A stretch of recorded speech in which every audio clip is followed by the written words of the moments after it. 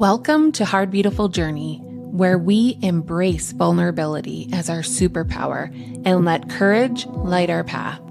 I'm Tiff Carson, here to share heartfelt stories of healing, grief, and resilience. Each week, I'll talk with guests from experts to everyday heroes about their journeys through adversity. Together, we'll uncover the beauty that emerges from life's challenges and how each experience can spark profound growth. Join us on this courageous journey of connection and transformation.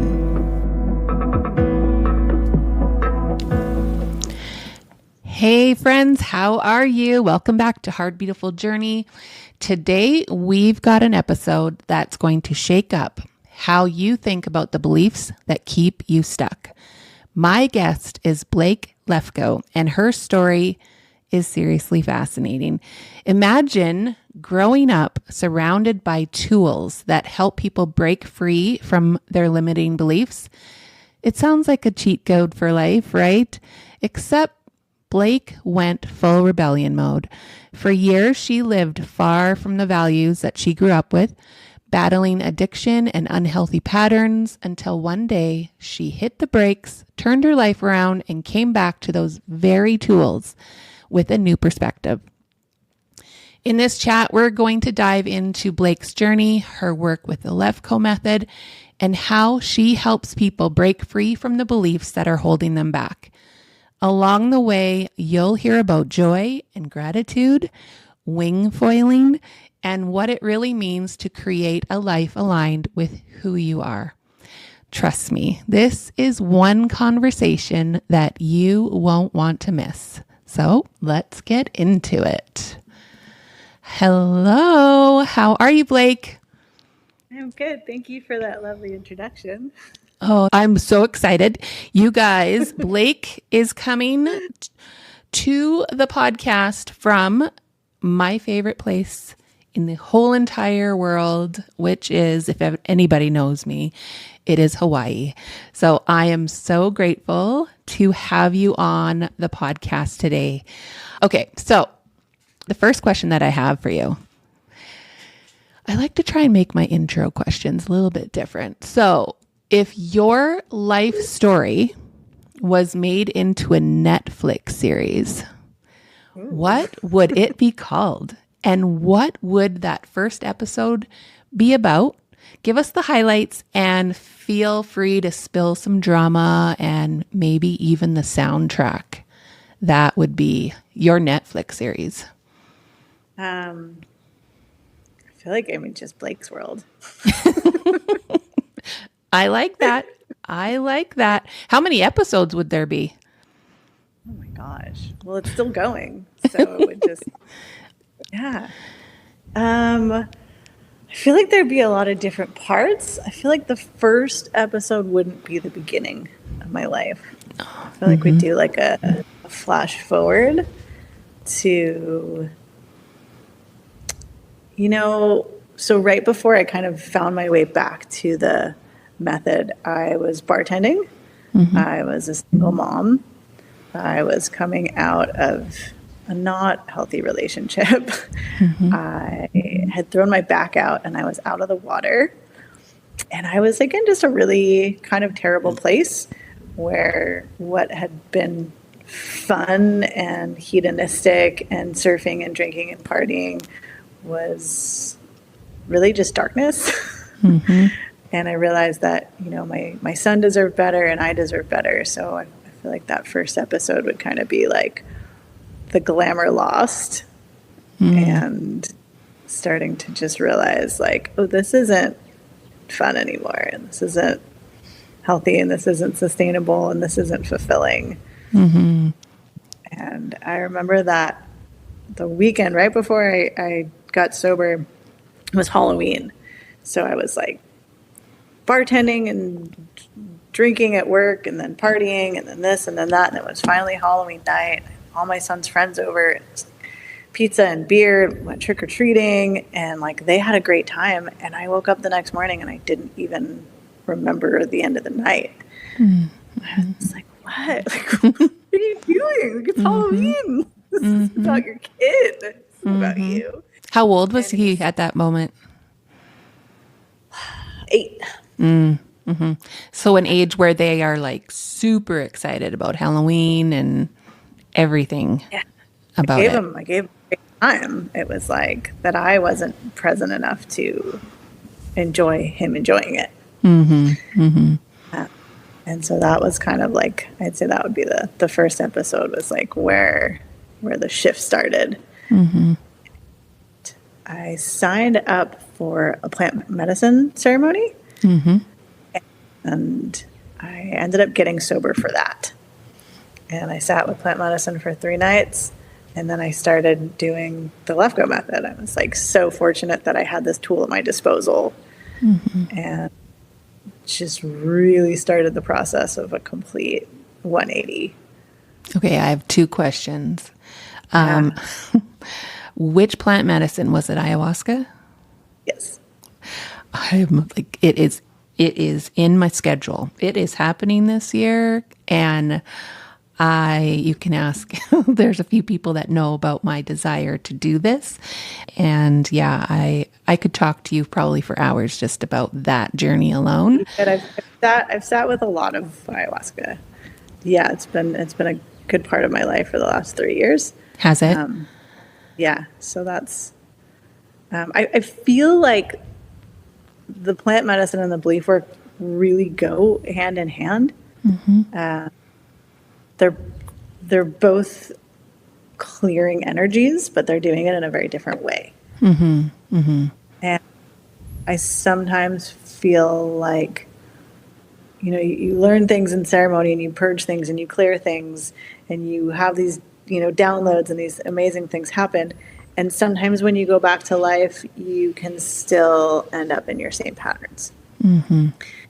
And it is a life-changing experience, like absolutely. But the belief work kind of like it integrates it a little more because you're actually eliminating the beliefs that cause the patterns. So you're removing the patterns, like you're nullifying the triggers. So things aren't triggering you anymore because those aren't triggers, right? Right. Yeah. And yeah, it's gosh, there's so much to say. Okay, so the Lefkoe method. So you grew up with the Lefkoe method. So your dad is the founder of the Lefkoe method. So give us what it was like growing up and what you were seeing and learning as a child with your dad being the founder for that. Yeah, so my dad worked downstairs. His office was downstairs, and then there was like a little guest room in his office, and my mom saw clients in there. And he was home a lot, and he'd come up and have lunch with us, and it was just it was his passion. Like my dad didn't have hobbies. He had his work.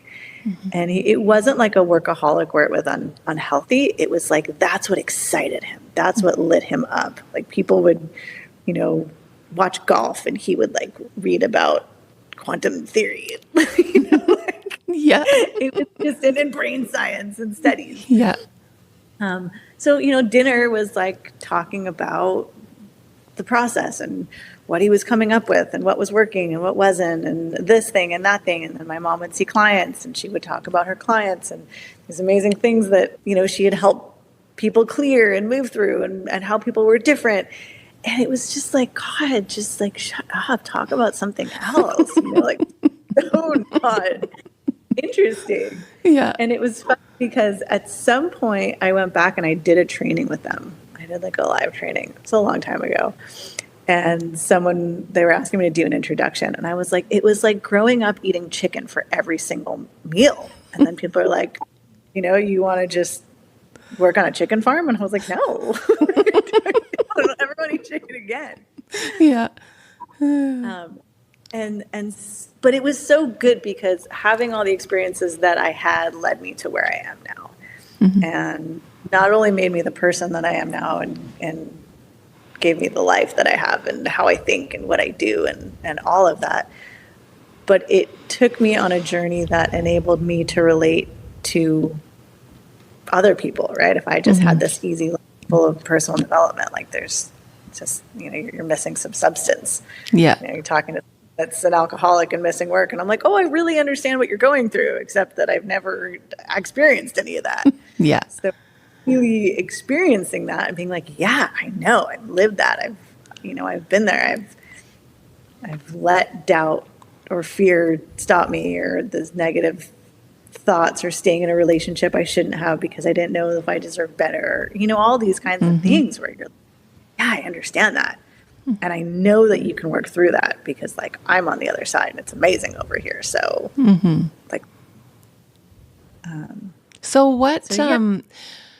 growing up in that environment and eating the chicken every night, what made you rebel against it? What made you say, no, I'm good right now. I don't want to deal with that. I want to go this way.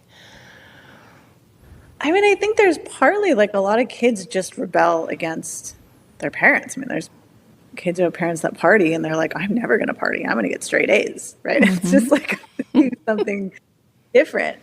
And I think one of the ways that I had, because they were so supportive and they were so loving and they were such dedicated parents, it was this way of being able to rebel. Because my dad would support me no matter what I did.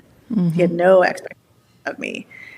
And so I was like, oh, well, I'm not going to do personal development. I'm actually not going to look at my stuff at all. And I'm just going to party and have fun. And he was supportive through that. Your mom and dad were supportive through that time, or my mom was a lot of fear. My mom had a really hard time. And my dad would always just be like, Shelley, just trust her. Just trust her. She's without these words, but he was like, she's in her process. She's going through what she needs to go through, and she's going to come out the other end. Just trust her. And, he always did. And it's so bittersweet, right? Because when he died, I was an alcoholic. I was with my son's father, who was a very toxic alcoholic. I was a bartender. I was living in Hawaii, and I had a great life. I surfed all the time, but it was lacking substance. I just didn't look at my stuff.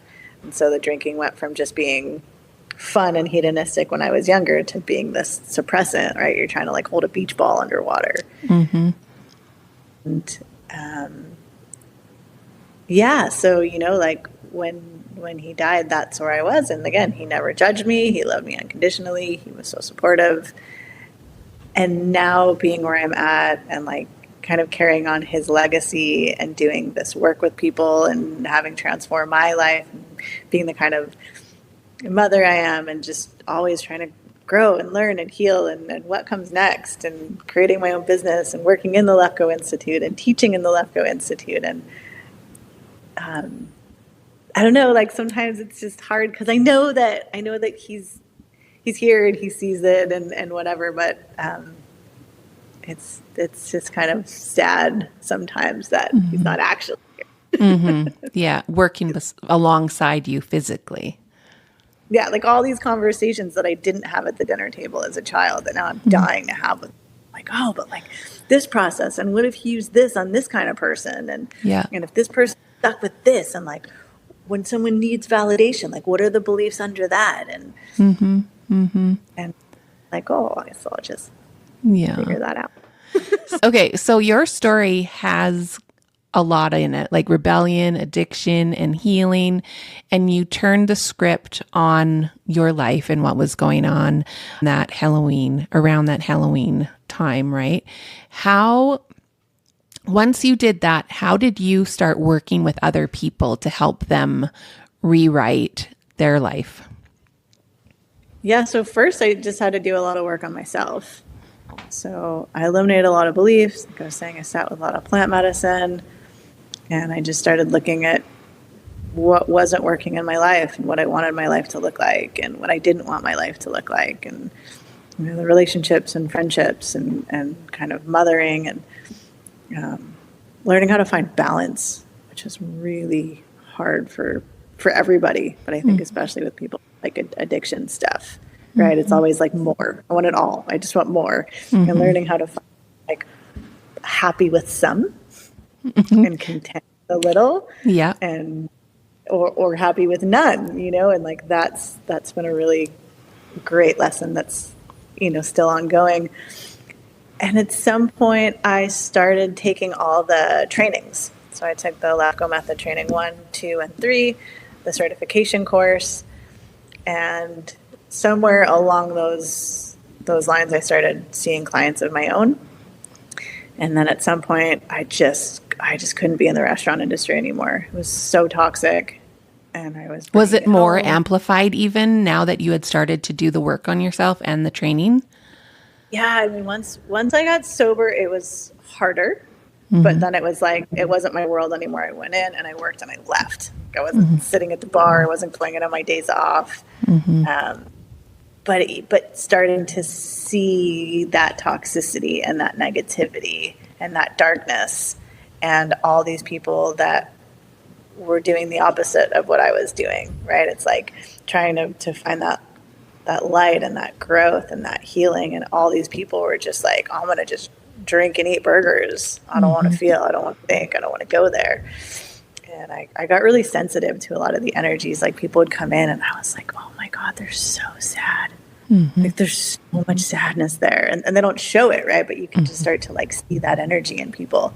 And it wasn't, nobody was changing. They were just like digging their graves deeper, just spending more money and having one more beer and, going to the bathroom to do drugs and leaving with other toxic people. And I was just like, I can't, and then being in that industry is just hard. You're up super late. You don't have time to eat. You're not sitting down for dinner. You're rushed. You're going. You're around alcohol and fried food and unhealthy people. And that's unhealthy people that work in that industry as well. And when you're young and you're in your 20s, like, yeah, it's a great way to make money. But the problem is it kind of sucks you in and traps you. Yeah. So, yeah. And so finally I was like, you know what? I'm going to just have some savings and I'm going to start my own business. And I'll live off savings until it's sustainable.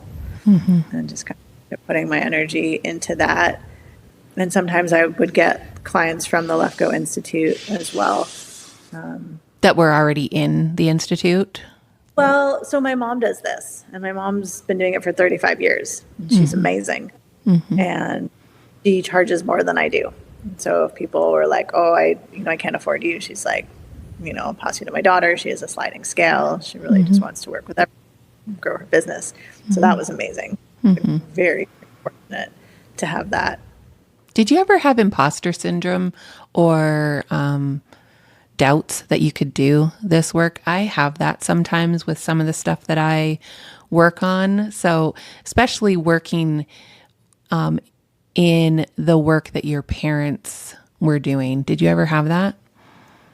I didn't have imposter syndrome, especially because like when you work with clients and they eliminate beliefs, like there's a shift, right? You have the belief I'm not good enough and you've carried that your entire life, right? And in this moment, it goes away and you see that in someone, like their energy changes. And all of a sudden they're just like, oh my God, like that's not true, right? And they come back the next week, like, tell me how your week was. And they're like, oh my God, like all of a sudden I wasn't doubting myself at work anymore. And I didn't get invited to the thing, but I didn't care. And I gave it this other meaning, or I started parenting my child differently, or I stopped fighting with my husband so much, right? And they're seeing all these changes. And then they get some more beliefs, right? And then they come back and they're like, oh my gosh, now like this pattern is shifted. And I don't even get upset about this anymore. And my anxiety is going away. And, and so I never felt an imposter syndrome because I saw it working. Right. And so do you start with one limiting belief or like a whole bunch of them and kind of work on them? Or how does that work? What works is people come to me with a pattern, right? A negative behavioral or emotional pattern. So I procrastinate, I have anxiety, I people please, I'm really insecure, I drink too much, I emotionally eat, right? So it's like things that people are doing that they don't want to be doing, or things that people want to be doing that they're not doing, anything. And we really kind of flushed out that pattern. And then we look for what are the beliefs that would contribute to it. So for procrastination, a lot of people have beliefs like, I'm not good enough, nothing I do will be good enough, mistakes and failures are bad, if I make a mistake, I'll be rejected. Right? And if you have beliefs like that, and you sit down to start a project, like it's really hard to start a project because you're terrified of making a mistake. You're afraid you're going to get rejected. You don't feel like it's going to be good enough anyway. And so all these beliefs are what cause our patterns. They cause our behaviors, our emotions, our thoughts. And as you eliminate these beliefs one by one, the patterns just start to shift. And what's really neat is at the beginning of a session, we check the pattern. Okay, I did this. I felt this. Yeah, I sat down on my computer and I went on Instagram and I went on Facebook and I checked my email and I did this and I did that. And then I cleaned my house and I never wrote that paper I had to write. I'm like, okay, what are the thoughts and feelings, right? So you start the beliefs, you do a couple of beliefs, and then at the end you're like, okay, so imagine we hang up, you open your computer, you sit down and write that paper, what comes up? And sometimes it's like instant. People are like, yeah, I can write it, I'm excited too. And sometimes people are like, oh, it feels better, but there's still a little bit of fear that it's not going to be perfect. And we're like, okay, cool. So what's that? And then you start looking at those beliefs. And as you eliminate more and more beliefs, the pattern just shifts until it's gone. And it's really profound, long lasting. You know, like it's not like there's no integration. There's no tools or tricks you have to remember. Yeah. It's I have one. I think I want to like, I'm debating asking you this question. Will you help me work through one of mine right now on this call? Yeah. It's very, oh my goodness, I can't believe I'm actually going to talk about this. But it actually came up and I have already talked about it on a previous podcast that I did, but it came up for me at my trainers. I was in a training session and I had made progress. I had made progress in our 1 month our monthly check-in. And I should have been excited. I should have been like overjoyed and freaking out and happy. And I did the check-in. I got on her treadmill for my warm-up and I started crying. And she's like, what is going on? And I said, I don't know how to handle the positive aspect of this change because it scares me that if I make this change to my body and my appearance, that I will get rejected again. And so like, it's a deep one, right? Where it's just like, I want to hide this. I just want to hide to protect being rejected. Oh, like I have been. And so I just keep going back to sabotage and like, I'm just going to eat those 8 Oreo cookies. Sorry, coach, if she's listening. Oh, sorry. So like that is a belief in my mind right now after having, some things that have felt like a deep rejection that is now a belief in my mind and it's stopping me from progressing. Okay. So this is kind of complicated, but let's see. I'm trying to see if we can like pull a single, like an easier belief to work on. So what happens is we form beliefs, right? For example, I'm not safe. As a child, right? You're in an environment, abuse, whatever's happening, and you conclude I'm not safe. And then what happens is you make somebody happy, right? You do something good. And they go, oh, good job. And now they leave you alone, right? So you go, oh, I see, the way to be safe is to make people happy. And then it becomes a survival strategy. So now you're spending your life making people happy and you feel like your survival is dependent on it, right? And so first you get rid of the belief I'm not safe, and then you get rid of the survival strategy.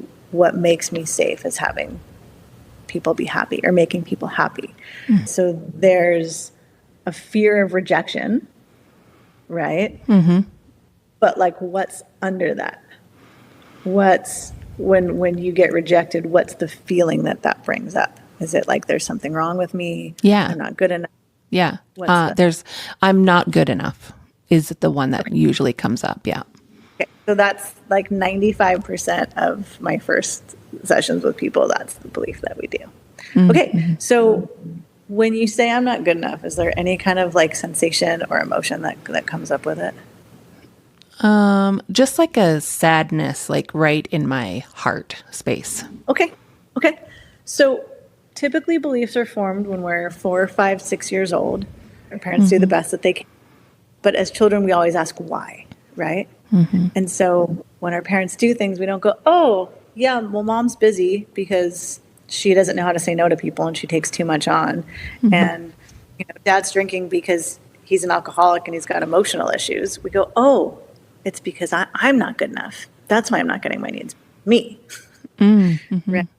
So when you were a child, what's kind of the earliest you remember having that feeling of not being good enough? Could be like parents a report card or criticism or... Well, it's interesting. I'm actually, I'm going to say it on this podcast. So there was a time when one of my relatives shamed me for not, basically saying I couldn't use her daughter's things, her two daughters' things, like their brush or dress up in their clothes or that sort of thing. And I distinctly remember feeling like, okay, I'm not good enough for her daughter, like what they have, right? Yeah, absolutely. That totally makes sense. Yeah. Is there anything else, like anything with your mom or your dad, anything at home? Like if you got or you cleaned your room, was there any?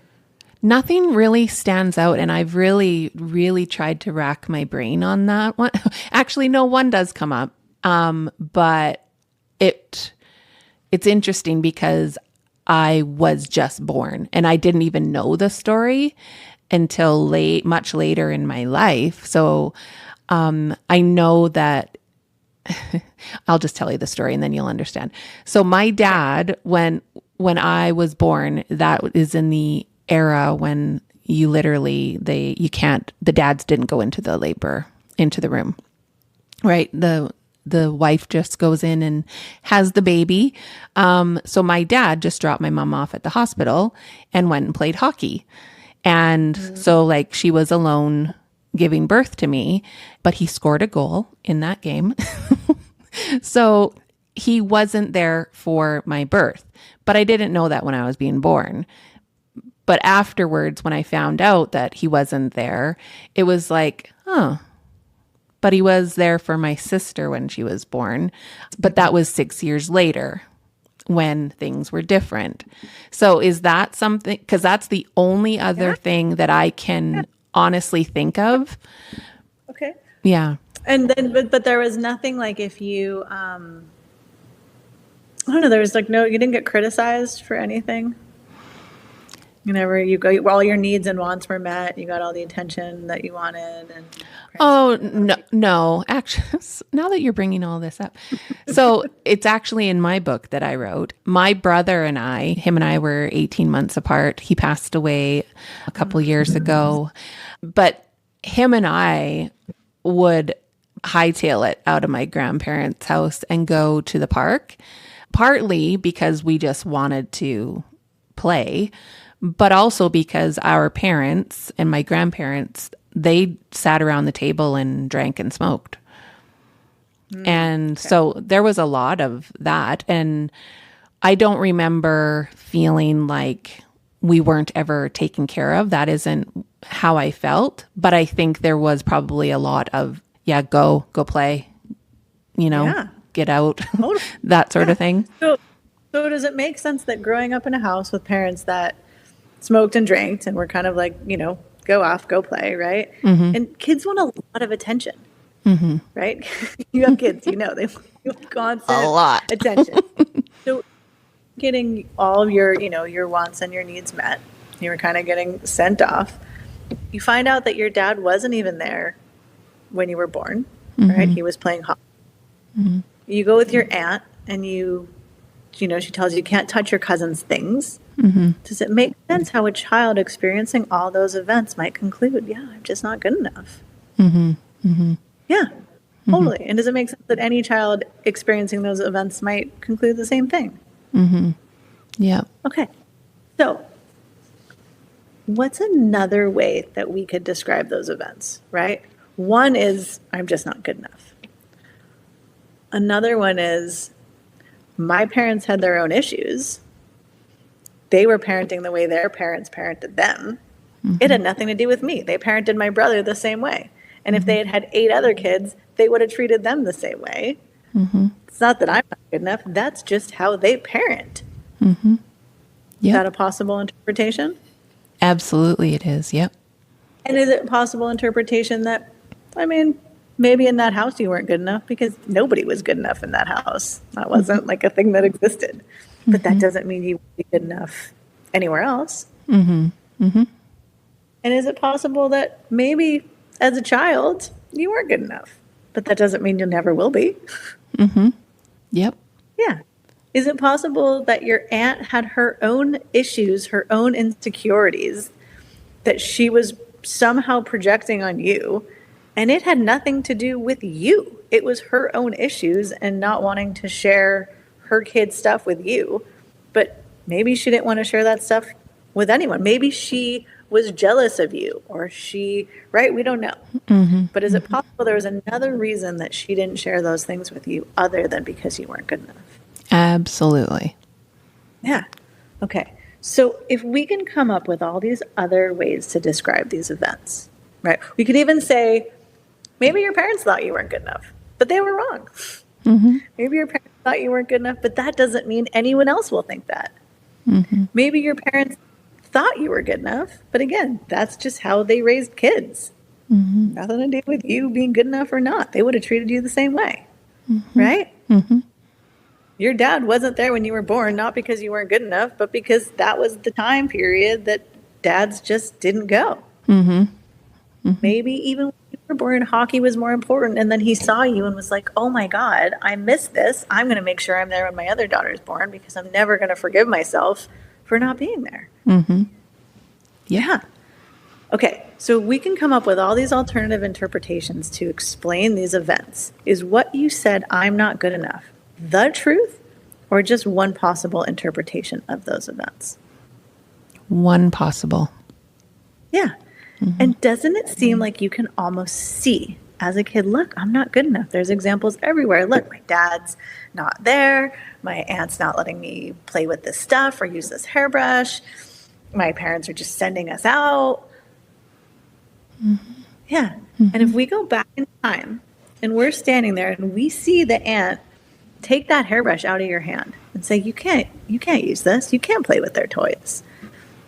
And we see the toys. You can see the color of the brush. I can see the color of the hair in it. I can see you wearing the room you're in, the furniture. I can see your aunt, the expression on her face, right? Where in that room is I'm not good enough? Good question. Can we actually see it? Yeah. So anything we see, I don't have anything right here, but it has a color, a shape, a location, right? A texture, right? We can see the brush. It's smooth, it's pink, it's plastic, whatever. I'm going to hold on to something right now. Okay. Yep. Okay. Yeah. So when we go back in time, we can't see I'm not good enough. That doesn't exist. We can see an event, right? And then we go back in time and we see your dad playing hockey. You can see the puck, the rink, all his gear, right? You can see your mom in labor, the hospital, the gowns, all the things, right? We see you born. Where in that is I'm not good enough? It's not there. Yeah. Yeah. So all we can see are events. And if I'm not good enough wasn't out there in the world, where has it been for all these years? Oh, I'm like getting teary-eyed right now. Is this normal?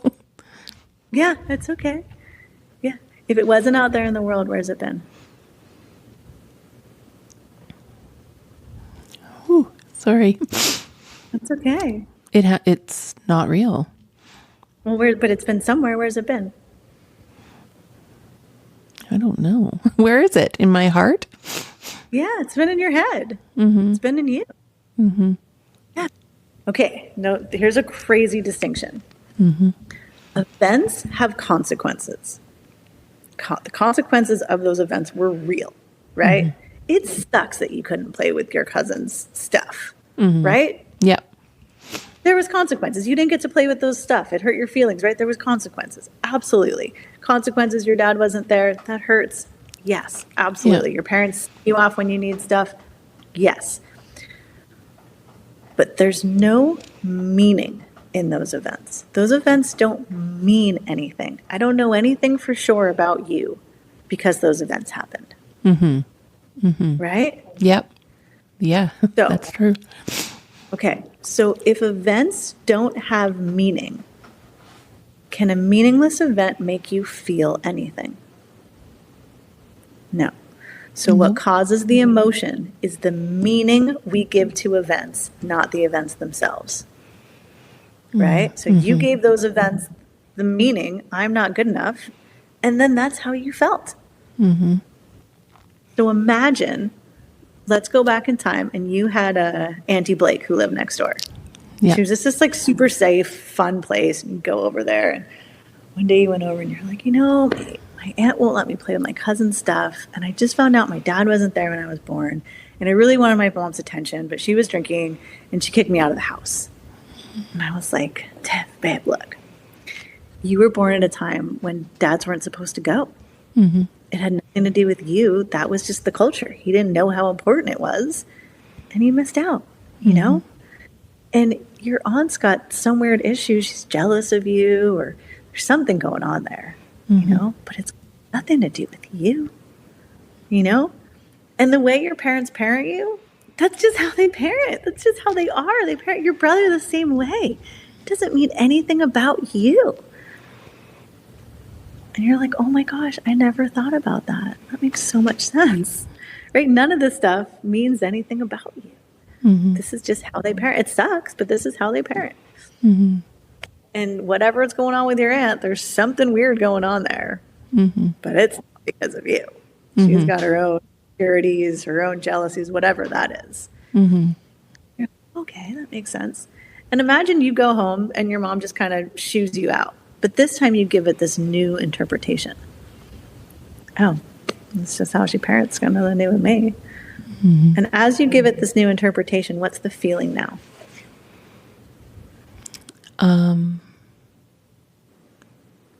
Peace. Honestly, like just, okay. I'm just going to go and play. Cool. So notice peace is a very different feeling than I'm not good enough, right? Very So different. Just you felt I'm not good enough. That doesn't prove the belief is true. The meaning you gave the events produced the emotion, not the events themselves. We give those events a different interpretation, different meaning, feeling changes, right? If you had given those events a different meaning as a child, would you have ever felt I'm not good enough?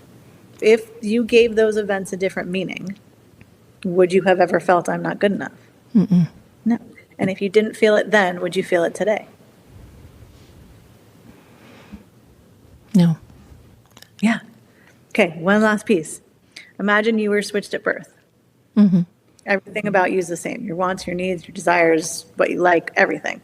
Yeah. And you grew up in a house with two fully functioning, dedicated parents. And you decide you like soccer, and so your dad coaches a soccer team. And every Friday, mom says, what do you want for dinner? What game do you want to play? You know, you come home with a bad report card, and mom's like, how can we support you? You know, math is hard. I get it. What can we do for you? What do you need? You know, and you clean your room, and your mom's like, gosh, this is amazing. You did such a good job. I'm so proud of you. And you're like, hey, mom, I need some attention. And she's like, awesome. What do you want to do? Let's go on a date. I'm here. I got you. And as you grow up experiencing these events, do you feel I'm not good enough? Okay. But if I'm not good enough was a fact, if that was really the truth about who you were, there's nothing we could do that would change it. We can't change facts. 2 + 2 is 4. Doesn't matter what color, what language, where it is, it's still a fact. If we change how you were parented, and it's no longer the truth. Can it really be the truth about who you are? Yeah. Take a deep breath. Say, I'm not good enough. I'm not good enough. And still feel sad in your heart. No, not as much. Not as much or not at all? Very close to not at all. Okay, well, I want it to be none, right? Okay, yeah. So how do you know that that's true? Because typically we know that something's true because we see it or we felt it, or even somebody told us it. So does it feel like you know that because you saw it or because you felt it? I think it's because of the deep I'm not good enough from my marriage as well. My marriage ended, right? So that's like more, it's closer. It just happened. It's fresh, couple years ago. So that's still kind of like right there a little bit. Is it possible? So this is what I was talking about, the survival strategies, right? Sometimes the belief goes away, but we have what makes me good enough is succeeding or not failing or doing things well, right? So you're like, what makes me good enough is this thing, and then my marriage didn't work out, so now I'm not good enough because of this other thing. Does that make sense? Totally. So does it feel like as a person, like who you are is someone that is just not good enough? Absolutely not. I know I am. Okay, so that belief is gone. It is. Okay. It is. It's true. Because I know I am. So just get out of there. And it's like, it's, wow. Okay, people. Okay, this is unreal. So this is what you see in one session, and that's why there's no imposter syndrome, because you're just seeing it like that. Yeah. And the other thing is, like, you know, the first session, it takes a little longer, but I have clients, we do 5 beliefs a session. So they're like nailing patterns, right? I have this one woman, this is crazy. Her parents were like, you're going to be a doctor or a lawyer. She's a lawyer. And this is it. There's like no ifs, ands, or buts. You're going to be a lawyer, and this is what you have to do and how you have to live. And she came to me and she's like, I'm a lawyer and I'm miserable and I hate it and I can't quit my job because I feel like, right, she had all these beliefs. So we started eliminating beliefs and we checked the pattern, and I'm like, okay, can you see the possibility of you doing something else? And she goes, Blake, not only can I see the possibility of me doing something else, I know what I want to do with my life. Came back the next week. I was like, what happened? How was your week? Fill me in. She was like, I started a company. I started a business. Like that stuff, right? Like I had a guy who was like this super dysfunctional alcoholic. He would like miss calls because he would just go on these benders, couldn't hold a job, couldn't hold a relationship. He would get so overwhelmed, so anxious. He had an appointment to go get on medication. And we had sessions, and he stopped drinking and he started holding a job. And his ex-wife was like, I don't even recognize you. You don't even look like the same person.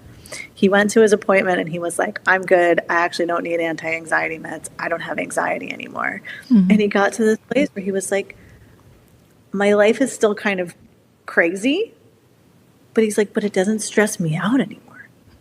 Like I'm not at the effect of it anymore. Right. Yeah. Like I can deal with my family now. Like even like he was so crazy. Like even how he spent money changed. Just everything. He got this job and he's like, I would have never been able to keep this job. And he's like, it's so easy.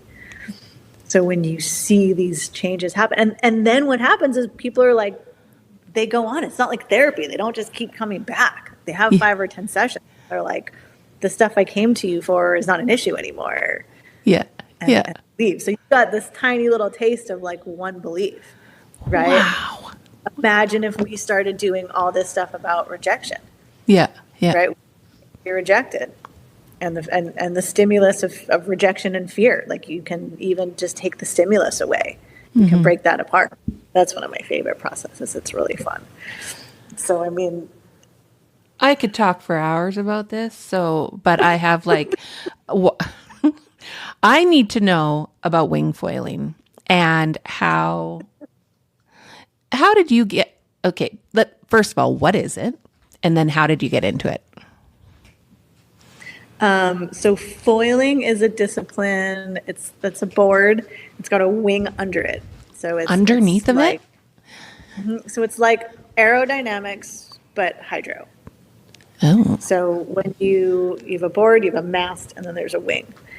So you can like get one where you like paddle it like a surfboard. And yeah. you catch a wave, and as soon as there's momentum, the wing engages, and then you lift up, and then you're riding above the wings in the water, but the board is out of the water, and now you're riding above it. What? And the wave's over, you can use that momentum, and you can use that wing, and you can pump back out and just get on another wave. So I started doing that really early when it came out.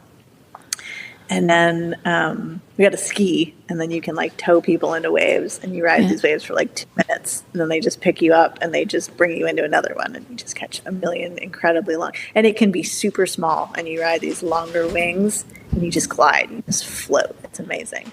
Is there competitions like normal surf competitions? They're starting to be. Yeah. They're really fun. They're like local fun things. It's not like the world tour where it's crazy competitive.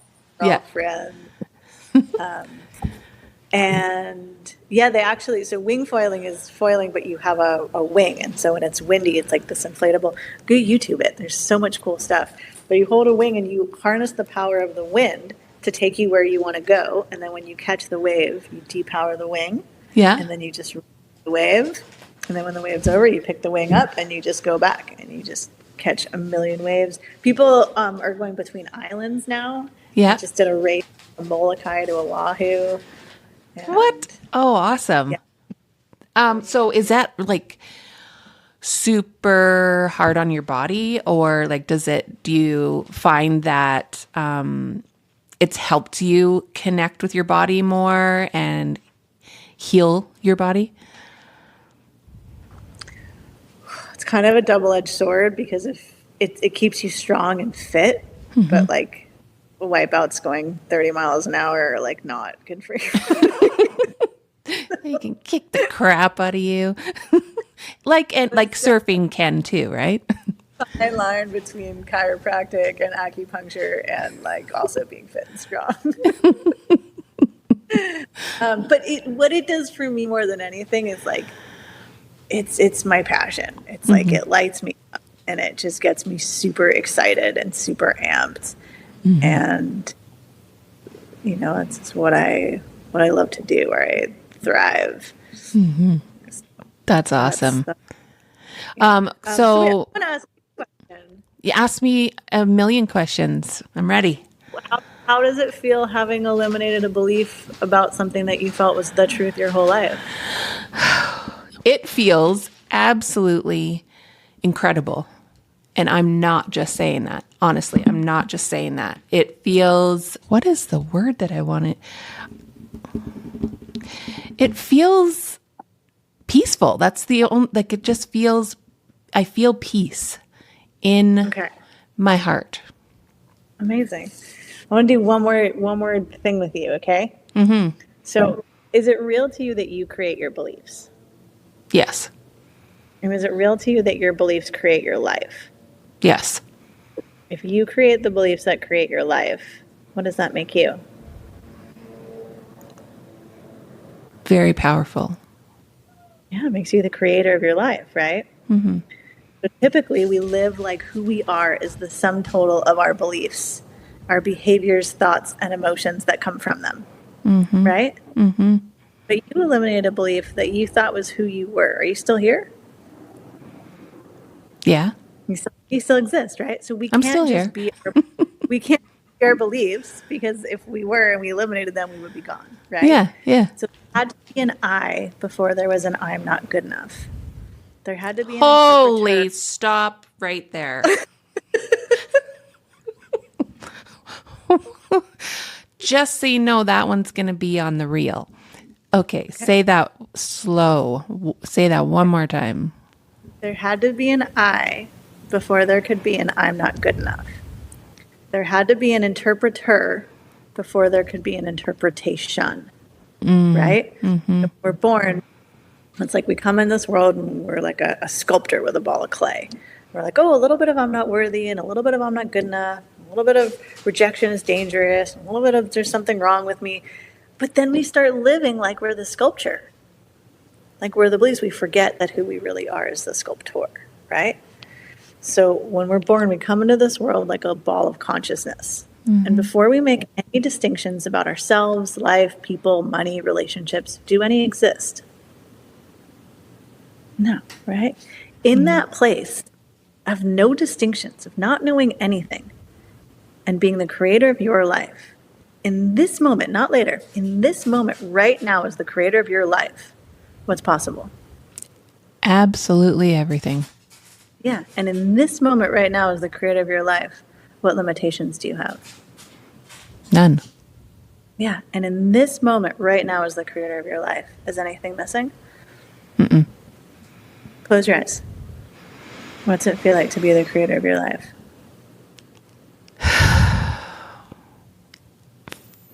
I want to swear, but effing exciting. Amazing. Yeah.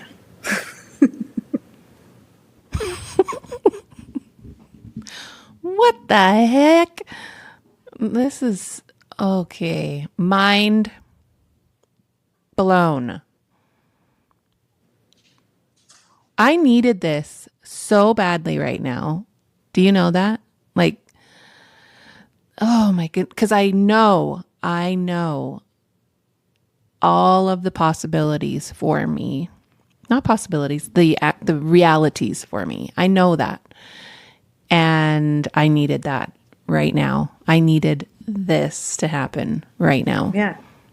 So I'm going to say one last thing because I know we're like way over time, but what happens often is people have a belief that they try and talk themselves out of, right? Well, I know I'm good enough because I'm a good mom and, you know, I'm a good CPA and I have this podcast and like, I know I'm good enough, right?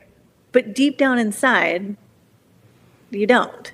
And so you have to convince yourself and you have to spend all this energy telling yourself why you're good enough and how you're good enough. And right. And then you have the survival strategy. What makes me good enough is whatever. And then you have to put all that energy into doing that so you feel good enough. When you get to the source and you just pull the roots out and you get rid of the belief, you no longer have to spend any energy convincing yourself that you're good enough because you don't believe that you aren't. Mm-hmm. Mm-hmm. Right? Like if you think you're pretty, you don't have to put affirmations all over your house telling you that you're pretty. It's redundant. So if you don't believe you're not good enough, you don't have to put any energy telling yourself that you are because you just know that you are. You can put that energy and time into other things. Yeah. Yeah. All right. Okay. This mind has been blown. Wow. Okay. So on that note, we are going to go to this screen where you're going to check out where you can find Blake. Her website is blakelefkoe.com. And Blake, tell us what you can help people with today, or like what you want people to come to you for today. What you just did with me, right? Yeah. So if you come to the website, it's just a link to a free consultation. So you don't have to buy anything. There's no shopping carts. It's super easy. Just make an appointment, chat with me, tell me where you're at. I can help people with anything, like anywhere you are stuck, anywhere you feel lack. And again, anything you want to do that you're not doing, anything you are doing that you don't want to be doing. Mm-hmm. Like, I really like to think of it as like, I want to give people freedom, right? Like, free yourself from guilt, free yourself from baggage, free yourself from limitations, free yourself from anything, like anywhere you're stuck, like whether it's in a relationship or just not taking care of yourself or eating those 8 Oreos when you don't want to, or being afraid or having anxiety or feeling socially awkward or having just like that constant negative mental chatter, right? Like procrastination, just I mean, anything, it's all beliefs. Like our beliefs literally determine our world. And it's not just how we see our world, it's what shows up. You know, I've helped people with money where they're like, I have to work really hard for money. It's like a super common belief. And I helped someone eliminate it. And literally they got like a check in the mail from some random thing, right? It changes the energy that you put out. It changes what is possible for you.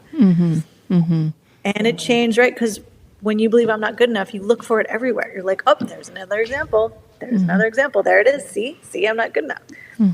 And when you eliminate that, you stop seeing it. It doesn't exist anymore. And you create space for other things to come in. Like I said, I could talk to you for hours and hours and hours and hours and hours about this. Okay. I might have to have you on for part 2 and 3 and 4 and 5 and 6. So I end every episode asking my guests what they are grateful for today, because there is always something to be grateful for, even in our hard, beautiful journeys. What are you grateful for today, Blake? Oh my God, I'm grateful for so much. I'm grateful for the people in my life, grateful for my family, grateful for my son, for my partner. I'm grateful for living in Hawaii. I'm grateful for waves. I'm grateful for my body and it being able to just do amazing things. I'm grateful that I get to live a life aligned with my passions and values and get to be my authentic self. I'm grateful that I am able to do something for work that's so fulfilling and really helps to just bring more light into the world. I'm grateful for the hardships because that makes the light that much brighter. It sure does. It gives you strength and a beautiful platform to enjoy it from. Oh my goodness. I could go on forever. So could I. And honestly, like it's life-changing. Gratitude is life-changing. And I'm just grateful for having this platform that I do have to talk with people like you who are helping other people understand and work on themselves. And this has just been absolutely incredible. And I cannot thank you enough for walking me through my own limiting belief. And I feel peace. And I'm super grateful for that. So thank you. Thank you. So welcome. Thank you for having me on. Yes. Thank you again for being here. Thanks for being here for this episode of Hard, Beautiful Journey. I hope today's episode inspired you to embrace your own vulnerabilities and recognize the strength within you. Remember, every story of resilience adds to the beauty of our shared journey. If you enjoyed this episode, please like, subscribe, and leave a review. Your support helps me spread hope and healing to even more listeners. Until next time, keep shining your light and embracing the beauty in your journey. Bye-bye.